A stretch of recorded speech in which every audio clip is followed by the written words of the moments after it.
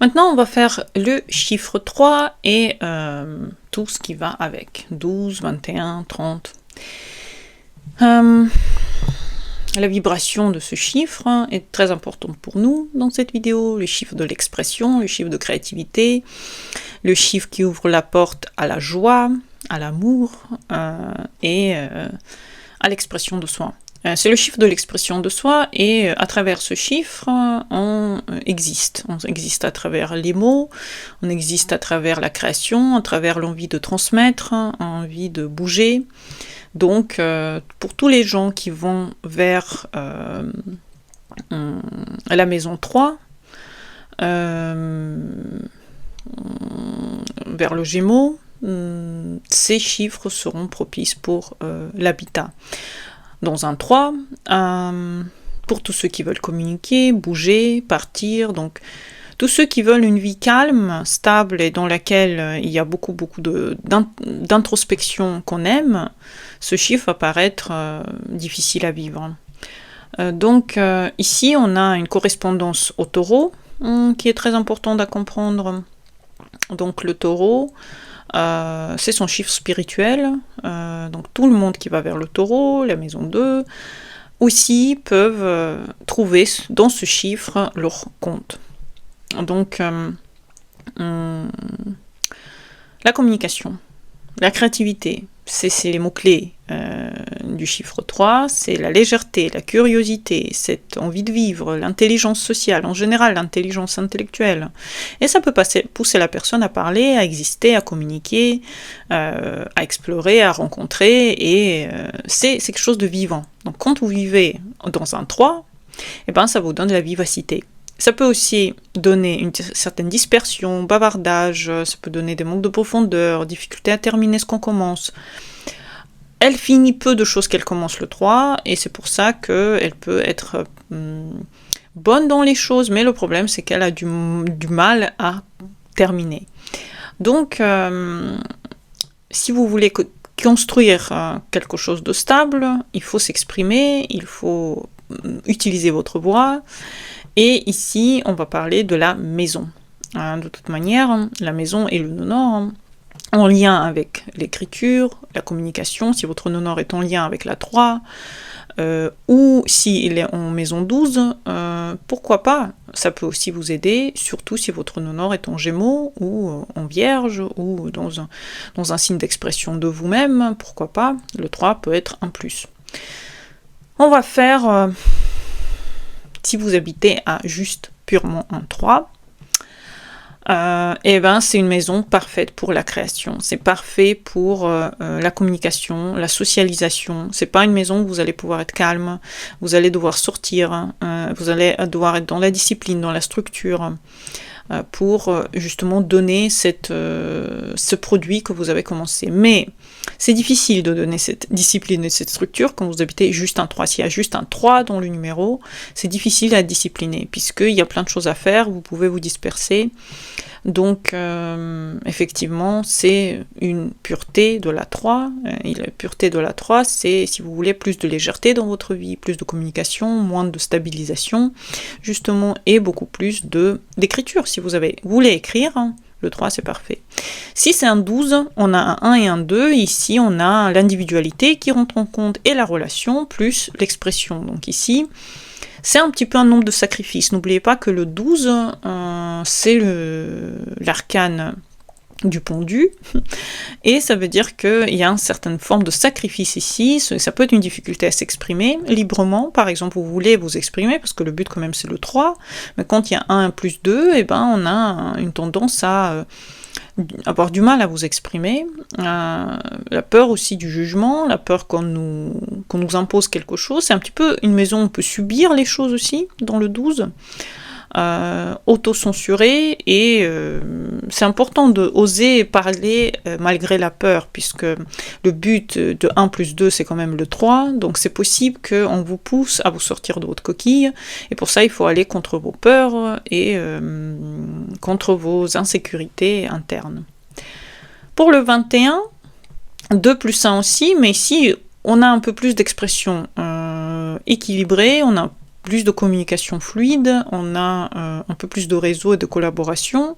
C'est une bonne vibration pour une maison, le 21, pourquoi pas, ça peut donner vraiment une très grand lien avec les autres. Attention tout de même, chaque fois qu'on parle du 3, on parle d'une certaine émotivité. Donc dans le 21, on peut trouver beaucoup d'émotions, et les émotions peuvent être instables. C'est la seule chose. Le 30, c'est le 3 plus le 0. Donc ici, on a l'amplification du 3, et ici, on a quelque chose de très expressif.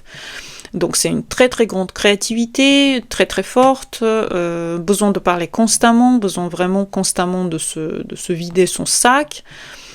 Et le danger, c'est le vide intérieur. N'oubliez pas qu'il y a un 0, donc le vide intérieur peut être présent, et une certaine superficialité, parce qu'on a du mal à aller à l'intérieur de nos émotions et de nos volontés. Le 30, c'est un chiffre expressif, mais c'est un chiffre qui a aussi ce côté où il a du mal à faire jusqu'au bout ce qu'il commence, il a du mal à savoir ce qu'il veut, donc c'est un peu plus difficile que juste le 3. Le 30, c'est pas fait pour des faibles, c'est plutôt fait pour des gens qui sont capables de voir leurs limites, de comprendre leur vide, et de malgré ce vide, créer des choses, et de ne pas oublier le 3, ne pas se concentrer sur le 0. Pour le 39, c'est une communication karmique, donc ici on a l'expression avec le 3 et la fin avec le 9, qui donne un 3, donc ici on a une maison de transmission. Ça peut être par exemple l'écriture des expériences passées, un lien avec les grands-parents, partage de sagesse. Ça peut être super si vous êtes dans le partage de votre sagesse, de votre connaissance, pour les professeurs, pour les gens qui vont dans des fins de cycle aussi. Si vous avez besoin de terminer quelque chose, le 39, ça peut être parfait.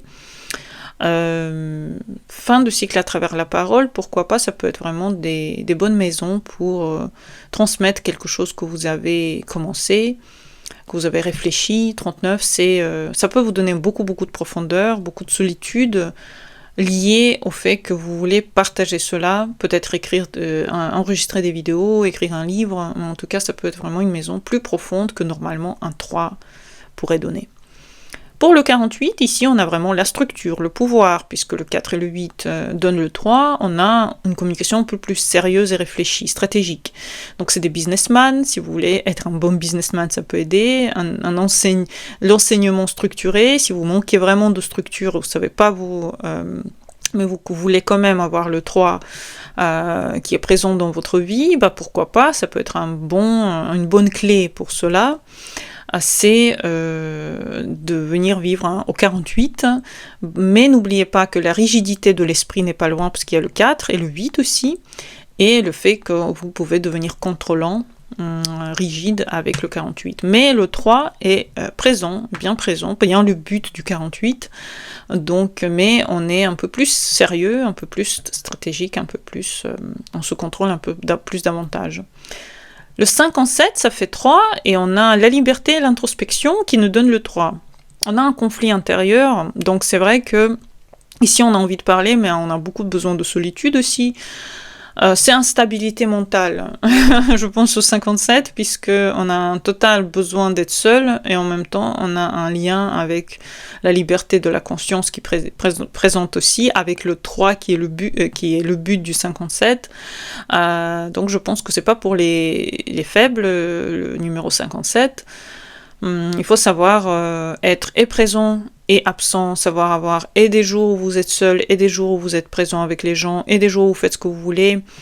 Parfait pour les blogueurs qui sont toujours dans un déplacement, mais qui ont une vie plutôt solitaire, et ils partagent leur expérience quand même.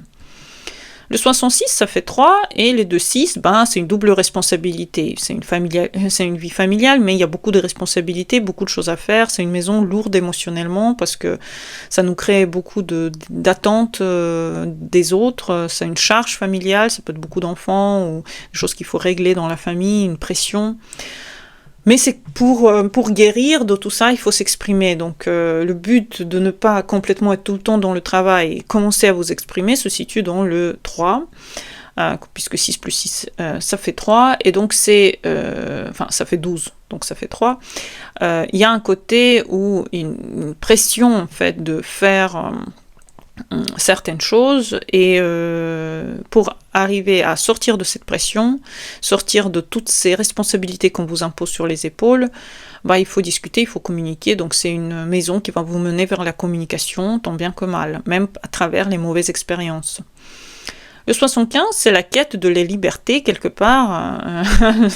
Donc c'est une maison de spiritualité, d'enseignement, tendance à fuir le concret tout de même, puisque on a un côté difficile avec le 75, puisque ça lie des choses qui sont difficiles à lier. Mais c'est une quête de devenir libre, de devenir peut-être libre de parole, se vous exprimer plus librement, et quand même avoir une certaine spiritualité qui reste à un niveau acceptable. Pour le 84, on a de nouveau un pouvoir et structure, communication puissante ici tout de même, avec le leadership, où la personne va vraiment guider la famille, et tout le monde va écouter ce qu'il a à dire, pour donner beaucoup d'influence, beaucoup d'autorité, mais aussi une rigidité mentale. Donc pour dire, le 84, encore une fois, c'est pas pour des gens pas pour des gens qui veulent qu'une liberté mentale ici, il n'y aura pas de liberté mentale probablement. Le 93, c'est une clôture, mais en même temps, il y a quelque chose qu'on transmet. On termine, mais on transmet la connaissance qu'on avait. C'est très karmique, un peu comme le 39, mais le 93, il y a un côté solitaire, il y a un côté de transmission dedans, et je pense que pour bien vivre le 93, il faut toujours être en contact avec des étudiants, avec des gens qui vous écoutent, partager ou étudier vous-même, en tout cas terminer une étape pour aller à la prochaine. Donc les ombres profondes du 3 en général, c'est ce chaos mental, cette dispersion. Le 3, c'est quelque part une fatigue de nos propres émotions. C'est des projets qu'on abandonne aussi, surtout s'il y a le 0. Elle est faite pour transmettre, mais elle a du mal à commencer à terminer un projet. Donc le 3 doit savoir que ce chaos mental doit être quelque part dirigé dans certains processus. Grâce à cette direction, elle peut aussi avoir plus de choses qu'elle crée, des créations qui peuvent être visibles, parce qu'elle a quand même elle a voulu ces créations, la personne veut ces créations, mais il faut savoir les mettre à bon escient pour pouvoir les terminer, par exemple. Donc c'est super pour écrire, pour créer, pour communiquer, pour aller vers la maison 3, ou vers le Gémeaux, vers le Taureau aussi. Enfin, c'est vraiment un lien avec soi-même qui est important. Ça peut aussi aider si vous manquez de discipline, si vous avez besoin, si vous êtes trop dispersé. Évitez en fait, évitez si vous êtes trop dispersé, évitez si vous manquez de toutes ces choses-là, évitez, parce que ça va pas vous donner de stabilité. Le 3 va vous donner le chaos qui va commencer par le 3. Donc si vous êtes à la base pas très calme et un peu chaotique, évitez le 3, si vous voulez pas que votre vie ressemble à chaque jour, ne ressemble pas à un autre. J'espère que vous avez aimé cette vidéo, à bientôt pour les nouvelles, et bonne journée à vous. Au revoir.